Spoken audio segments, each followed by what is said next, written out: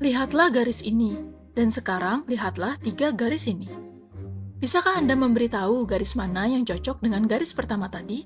Dan seberapa yakin Anda?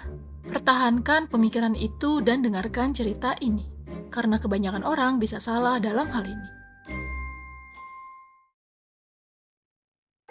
Suatu ketika, di malam sebelum Hari Raya Keagamaan Besar, seorang anak laki-laki berusia 7 tahun sedang mengamati neneknya saat dia menuangkan gelas anggur. Ketika anak itu bertanya untuk siapa gelas tersebut, neneknya berkata bahwa itu untuk sang nabi. Anak itu tidak mempercayainya, jadi pamannya menyuruhnya untuk memperhatikan gelas itu dengan cermat. Penuh harapan, anak itu memperhatikan gelas dengan seksama. Dan tiba-tiba dia pikir dia melihat permukaan anggur menurun sedikit. Pada tahun 1951, beberapa dekade setelah kejadian tersebut, anak itu menjadi pelopor dalam psikologi sosial, bertekad untuk mencari penjelasan tentang apa yang sebenarnya terjadi pada malam yang menentukan itu. Apakah sebagian besar anggur benar-benar menghilang, atau apakah dia dibuat untuk mempercayainya? Untuk mencari kebenaran, dia merancang sebuah eksperimen untuk menyelidiki apakah tekanan dari teman sebaya bisa cukup kuat untuk mengubah persepsi kita dan membuat kita percaya pada hal-hal yang tidak benar. Eksperimen konformitas Salomon Asch dilakukan dengan 123 mahasiswa pria kulit putih yang memberitahu bahwa mereka akan menjadi bagian dari sebuah studi tentang penilaian visual.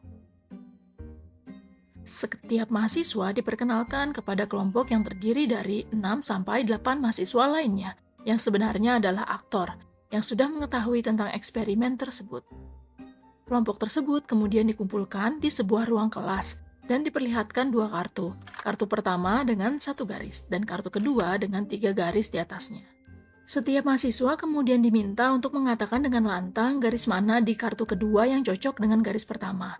Kelompok tersebut diatur sedemikian rupa sehingga para aktor memberikan jawaban terlebih dahulu, meninggalkan peserta sebenarnya untuk memberikan jawaban terakhir.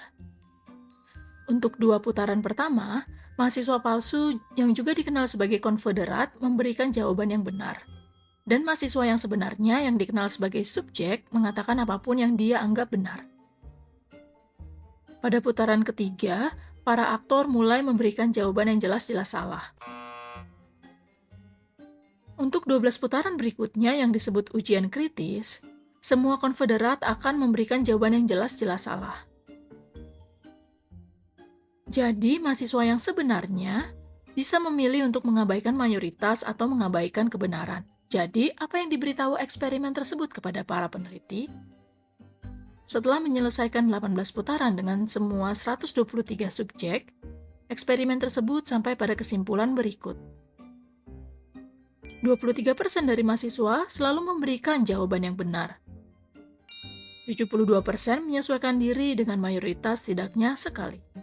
Dan 5% benar-benar tunduk pada tekanan teman sebaya, dan selalu memberikan jawaban yang jelas-jelas salah. Karya Asch juga menunjukkan bahwa jika ada satu mahasiswa aktor lain yang memberikan jawaban yang benar, efek tekanan teman sebaya berkurang secara substansial.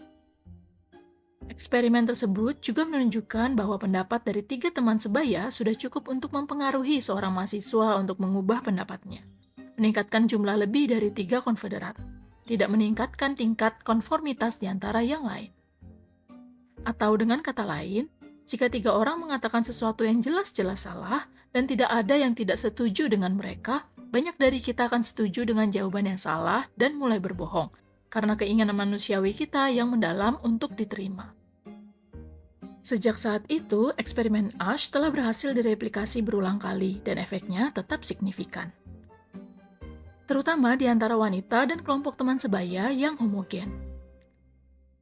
Pada tahun 1955, Asch terkenal berkata, kecenderungan untuk konformitas di masyarakat kita begitu kuat, sehingga orang muda yang cukup cerdas dan berniat baik bersedia menyebut putih sebagai hitam. Ini adalah masalah yang perlu diperhatikan. Hal ini menimbulkan pertanyaan tentang cara kita mendidik dan tentang nilai-nilai yang membimbing perilaku kita. Bagaimana menurutmu? Apakah kamu akan menyesuaikan diri atau tetap pada kebenaran? Apakah kamu melihat efek Ash dalam kehidupan sehari-hari atau di media sosial? Dan apa yang bisa kita sebagai orang dewasa atau pendidik lakukan untuk memberikan kekuatan kepada generasi muda saat ini untuk berdiri teguh dan menyampaikan kebenaran? Bagikan pendapatmu di kolom komentar di bawah.